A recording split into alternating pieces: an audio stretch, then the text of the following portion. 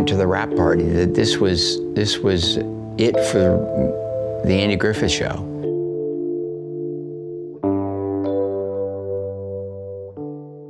Ron Howard may have been the red-headed darling of the Andy Griffith Show, but life behind Mayberry's white picket fences wasn't always so picture-perfect. While viewers saw a tight-knit, small-town family on screen, the real dynamics were far more complicated. Sure, Howard shared laughs with Andy Griffith and Don Knotts, but there was one cast member he quietly loathed. And he wasn't alone. That same person also sparked the one feud even Andy Griffith couldn't forgive. The tension was real, the resentment ran deep, and for decades it was kept tightly under wraps, until now. This is the castmate who drove a wedge behind Mayberry's curtain, the Andy Griffith Show. The Andy Griffith Show may be remembered as one of television's most wholesome and nostalgic sitcoms, but behind the sweet southern charm of Mayberry lay a world far more complex. Premiering on CBS on October 3, 1960, and running until April 1, 1968, the show delivered 249 half-hour episodes over 8 seasons, 159 in black and white and 90 in color. And while it portrayed a simpler time, the making of the show wasn't always as peaceful as the town it brought to life. The show actually began as a backdoor pilot on The Danny Thomas Show, introducing Andy Griffith as Sheriff Andy Taylor, a widowed lawman raising his young son, Opie, played by a young Ron Howard, in the sleepy town of Mayberry, North Carolina. Though the setting was fictional, Griffith described its feel as distinctly nostalgic, more reminiscent of the 1930s than the 1960s when it was filmed. It was of a time gone by, Griffith later reflected, capturing the show's magic. The cast of characters quickly became beloved American icons. There was the overly eager but hilariously inept deputy Barney Fife, brought to life by Don Knotts, the kind and steady Aunt Bee, portrayed by Frances Bavier, and, of course, the precocious yet grounded Opie. Together, they formed a heartwarming family unit that seemed to echo real-life connections, or so fans thought. Despite its warm comedic tone, the Andy Griffith Show wasn't immune to conflict. Tensions simmered off-camera, especially as egos clashed and personalities didn't always mesh. One feud in particular, between Andy Griffith and a fellow cast member, would remain hidden for decades, kept out of the spotlight while the cameras rolled. But not even Mayberry could keep secrets forever. Still, the show was a massive success. It never ranked lower than 7th in the Nielsen ratings, and in a rare feat, it ended its final season at number 1. Only I Love Lucy and Seinfeld share that honor. While Griffith never received an Emmy during the show's run, co-stars Knotts and Bavier claimed 6 between them. The legacy lived on with spin-offs like Gomer Pyle, USMC, a 1986 reunion movie, and the continuation series Mayberry RFD. And to this day, fans celebrate Mayberry at an annual festival in Griffith's hometown of Mount Airy, North Carolina, still clinging to a town that never really existed, and a show that was anything but simple behind the scenes. But while the myth of Mayberry continued to enchant audiences, one boy from that set was quietly preparing for a life beyond the front porch and fishing pole. Background on Ron Howard. Ron Howard may be best known today as an acclaimed Hollywood director, but long before he stood behind the camera, he was America's favorite red-headed boy on one of TV's most beloved sitcoms. Born on March 1, 1954, in Duncan, Oklahoma, Ronald William Howard was born into a showbiz family. His father, Rance Howard, was an actor, writer, and director who adopted the stage name Howard after being born Rance Beckenholt. At the time of Ron's birth, Rance was serving a 3-year term in the U.S. Air Force. His mother, Jean Spiegel Howard, was an actress herself, making show business a family affair from the very beginning. Ron's heritage is a blend of German, English, Scottish, Irish, and Dutch roots, an American root that mirrored the wholesome characters he would come to portray. He was educated partly on the sets of studios like Desilu, where he was tutored as a working child actor, and partly in California's Burbank schools, including John Burroughs High School. Though he later attended USC's prestigious School of Cinematic Arts, he didn't graduate. His calling was already pulling him elsewhere. By the age of 5, Ron Howard had already racked up an impressive resume. His first credited film role came in The Journey, and he soon popped up in various TV shows like The Twilight Zone, The DuPont Show with June Allison, Dennis the Menace, and The Many Loves of Dobie Gillis. But his true breakout came in 1960, when he landed the role that would change everything, Opie Taylor on The Andy Griffith Show. Credited then as Ronnie Howard, he played the young son of Sheriff Andy Taylor, Andy Griffith, for all 8 seasons of the series.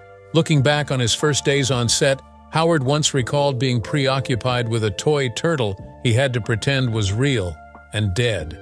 I remember him looking at that little turtle and talking to me about how it was kind of funny to have to pretend that it was dead, he said. So I recall just a very relaxed first impression.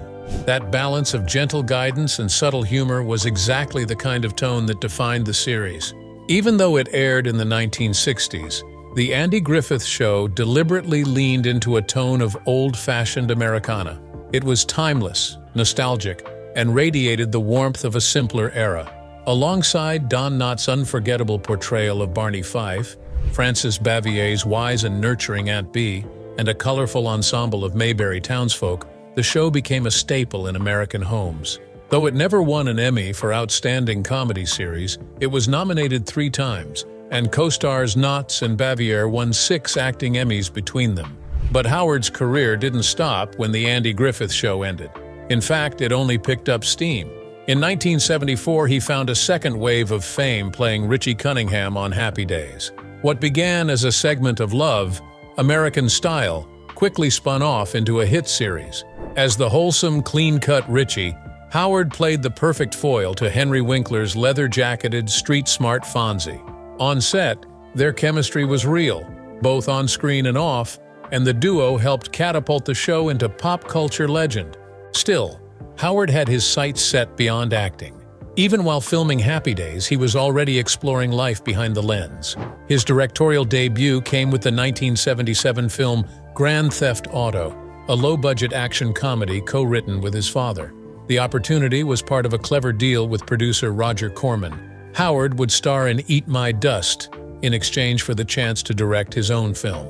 It was a turning point. Throughout the late 70s and early 80s, Howard directed several TV movies for NBC, including the 1980 film Skyward, starring screen legend Bette Davis. But his big break as a director came in 1982 with Night Shift, a wild comedy featuring Shelley Long, Michael Keaton, and Henry Winkler. It marked Howard's arrival as a new creative force behind the camera. From there, he was unstoppable.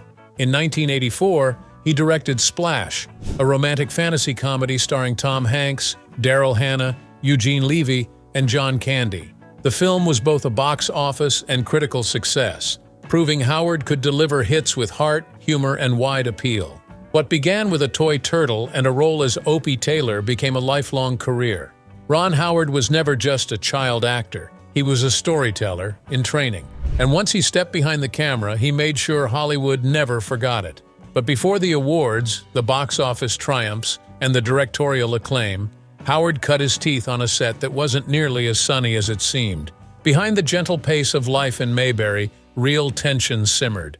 Tension that no camera could fully capture.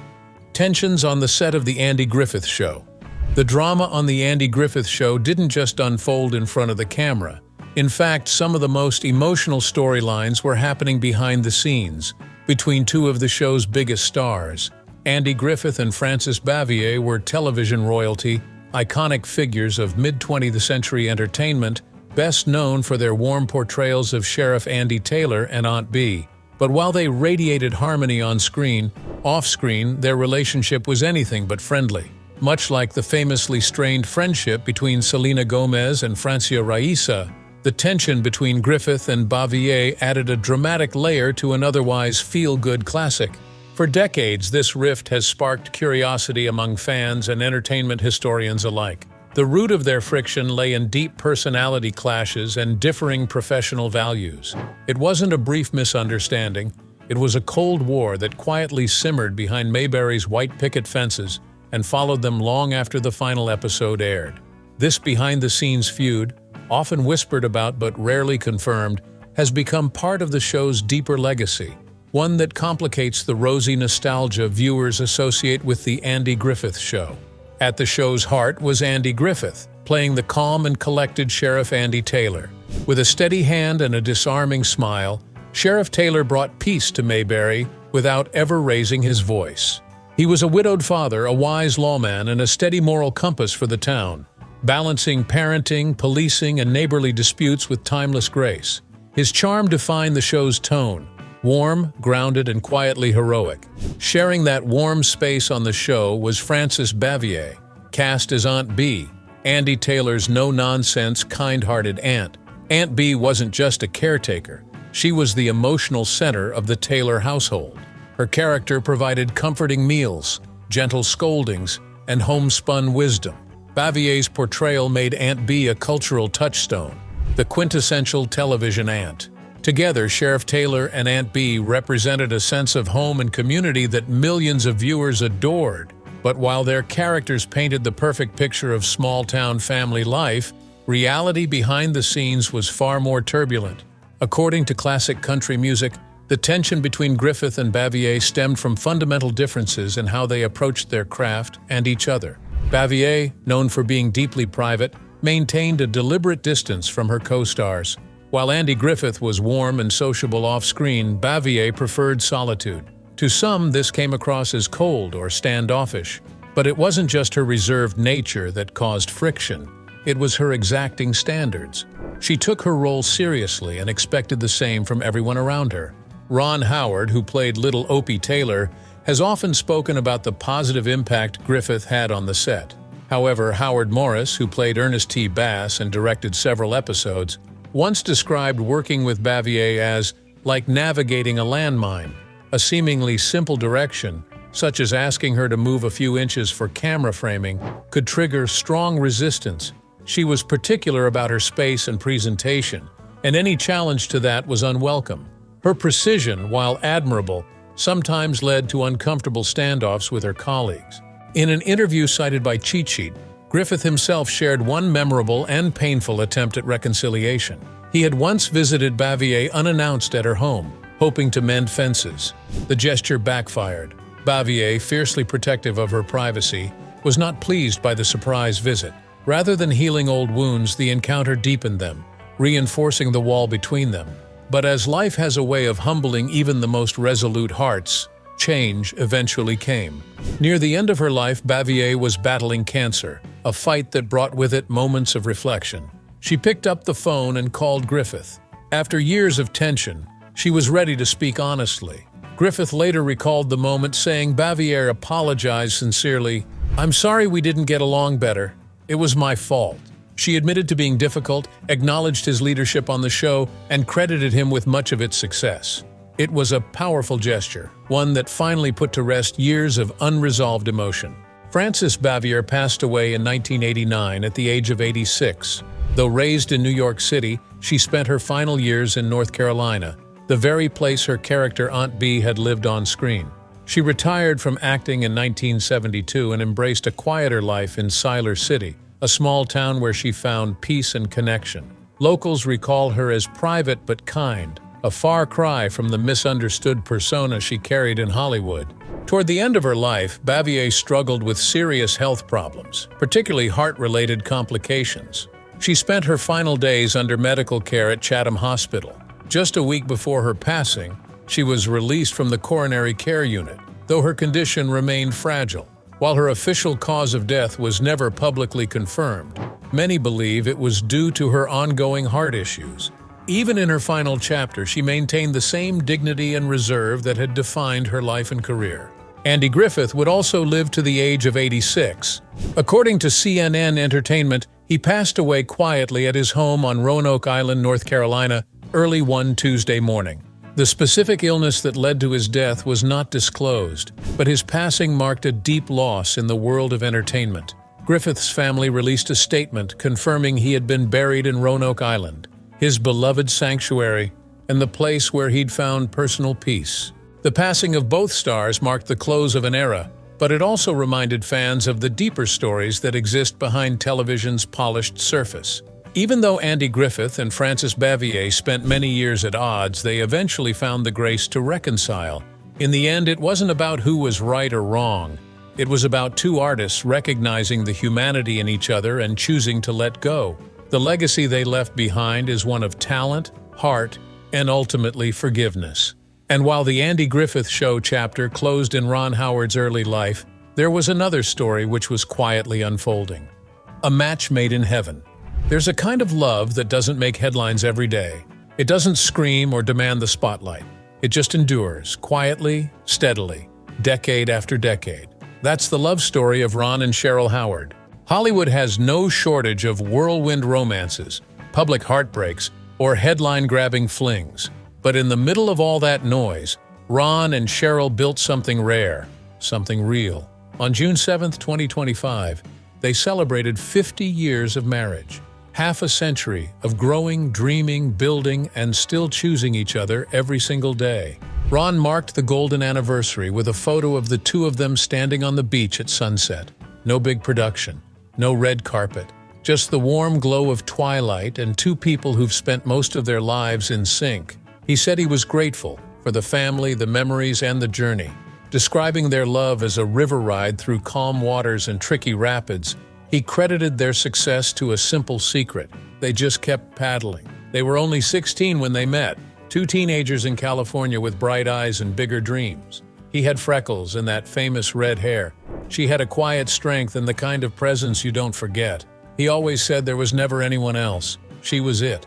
Their first date was classic 1970s romance. Ron picked Cheryl up in his mint green Volkswagen Beetle, took her to the movies, and then they grabbed pizza. The car was nothing fancy, but it got them where they needed to go. Years later, Ron would laugh and say, "It still runs great. So do we." 5 years after that date, they stood in Burbank, California, and said, "I do." It was June 1975. The guest list included friends, family, and a few Happy Days co-stars, including the late Tom Bosley. Ron had just started on the sitcom a year before, and life was moving fast. But he knew Cheryl was his constant. And yet she didn't say yes right away. In fact, it took 3 proposals. Cheryl, always thoughtful and intentional, told him she wasn't ready, not yet. She had things she wanted to do, school, life, a future she could shape for herself before tying it to his. Their daughter Bryce would later describe her mom as a force of nature, the kind of woman who kept everyone grounded, even Ron. Looking back, Cheryl said it was Ron's love for storytelling that drew her in. It still does. Together, they raised 4 children, including Bryce and Paige, who followed them into the world of film. But the Howards were never just a Hollywood family. They were a team, a unit. Cheryl once wrote that their shared passion for stories brought them together, and it was clear that love became the greatest story they ever told. Their daughters often describe Cheryl as the heart of the family. Paige once said that trying to explain how much they loved their mother brought tears to her eyes. She called Cheryl the stars, the sun, and the moon, their guiding light. Still, it wasn't always easy. Ron admits it takes more than just love. Communication matters. So does luck. But most of all, he says, you have to grow together. You have to change, adapt, let each other evolve, and keep finding your way back to the middle. That's how their chemistry stayed strong. That's how their lives remained aligned, even as their worlds expanded. Ron says he feels supremely fortunate, not just for their love, but for the lessons, the blessings, and the quiet understanding that has carried them through 5 decades. From late nights with newborns to early call times on set, from heartbreak to celebration, they've lived it all, together. For their anniversary in 2023, Ron surprised Cheryl by taking her for a drive in that same mint green VW Bug. Yes, the one from their very first date. They took the long way, let the wind in, and remembered where it all began. No fancy restaurants, no champagne toasts, just the road, the engine's soft hum, and 50 years of memories between them. Hollywood often forgets the quiet kind of love. The patient loves, the kind built not in fairy tales, but in kitchens and minivans and sleepy good nights. But Ron and Cheryl didn't forget. They've lived it, protected it, nurtured it. Their love story isn't loud. It doesn't need to be. It's steady, rooted, eternal. And after 50 years, it's still just getting good. Ron Howard's controversies. Very few actors are able to leave a lasting mark both in front of the camera and behind it. But Ron Howard is one of the rare few who did it, and did it better than almost anyone else. He's part of a very small club that includes big names like Clint Eastwood, Greta Gerwig, Jordan Peele, Bradley Cooper, and George Clooney. But unlike most of them, Howard is more famous for the movies he's directed than the ones he's acted in. It all started with television. In the 1960s and 70s, his face was everywhere. As Little Opie in The Andy Griffith Show and later as Richie Cunningham in Happy Days, Howard became one of America's most loved child stars. But behind that friendly face was someone watching and learning, preparing for something much bigger. In 1977, he took his shot at directing with a wild little film called Grand Theft Auto. It had nothing to do with the video game. It was fast, messy, and full of heart. From that point on, Howard became a regular name in Hollywood. But it wasn't an overnight rise. He had to stumble a few times. In the 1980s, he directed Splash, a fun romantic fantasy with Tom Hanks, and Willow, a bold adventure story. They showed his talent, but not everyone took him seriously yet. The 90s didn't help much either. A few of his films landed flat, and some critics began to doubt if he'd ever deliver something great. Then came the new millennium, and with it, How the Grinch Stole Christmas, and just a year later, A Beautiful Mind. This was the moment everything changed. A Beautiful Mind told the real-life story of John Nash, a brilliant mathematician who battled mental illness. It was powerful, moving, and unforgettable. The film starred Russell Crowe, Jennifer Connelly, Ed Harris, and Christopher Plummer. Long before the Oscars, people already felt it would sweep, and it did. Howard walked away with Best Director, and the film took home Best Picture, Best Supporting Actress, and Best Adapted Screenplay. But not everyone was clapping. Some were angry. Important details about Nash's life had been left out. His bisexuality, a child he had outside his marriage, the fact he didn't support that child, all missing. Critics accused Howard of softening the truth. He later admitted those parts were removed to focus on the heart of the story, but that didn't stop the backlash. What bothered Howard most wasn't the criticism, it was how it started to affect Nash personally. That, he said, was crossing the line. Who did Ron Howard utterly despise? For someone who spent nearly 7 decades in the spotlight, Ron Howard has built a reputation as Hollywood's calmest storm. He's steady, soft-spoken, the kind of director studios trust when they don't want drama, just results. But even a man like that has lines he won't let others cross. And in the last few years, those lines have gotten clearer. Howard once turned J.D. Vance's best-selling memoir Hillbilly Elegy into a high-profile Netflix film. It was a project Howard approached with care, focusing on the grit and resilience in Vance's upbringing. At the time, politics didn't dominate their conversations. Vance wasn't a senator then. He wasn't even involved in politics. That suited Howard just fine. He wasn't looking for a policy partner, he was looking for a story. But the man Howard once tried to understand has since taken a different path. Vance is now a politician, possibly on the verge of becoming vice president. And his current rhetoric? It's a world apart from the person Howard once knew. The filmmaker has made it clear, without any dramatic outbursts, that he's both surprised and disappointed by what Vance has become. Howard isn't one to lash out publicly, that's never been his style. But this time something cracked. For someone who has spent his career avoiding controversy, his recent tone carried weight. The shift wasn't just political, it was personal. Not unlike another moment in his life many decades earlier, when a seemingly sweet co-star made life on set far from wholesome. Long before A Beautiful Mind or Apollo 13, Ron Howard was a child star on The Andy Griffith Show, America's favorite feel-good series. On screen, it was all folksy charm. But behind the scenes, things weren't always sunny in Mayberry. Most fans assumed the cast got along just as well off-camera as they did on it. But there was one cast member young Ron dreaded sharing scenes with, Frances Bavier, better known as Aunt B. She was stern, cold, and never treated him like the adored kid America thought he was. While the audience saw a loving aunt fussing over her nephew, Howard saw something else entirely. Someone rigid, demanding, and almost impossible to connect with. Even decades later, when asked about his time on the show, Howard never pretended Aunt B was his favorite memory. Back then, of course, Howard didn't speak out. He was just a boy playing Opie. He kept his head down, did his job, and smiled through it. But there were moments when that smile slipped, like during the infamous Pickle Story episode where Opie had to devour jars of Aunt B's famously awful pickles. What audiences didn't know was that Ron absolutely hated pickles, eating them over and over for multiple takes, pure misery.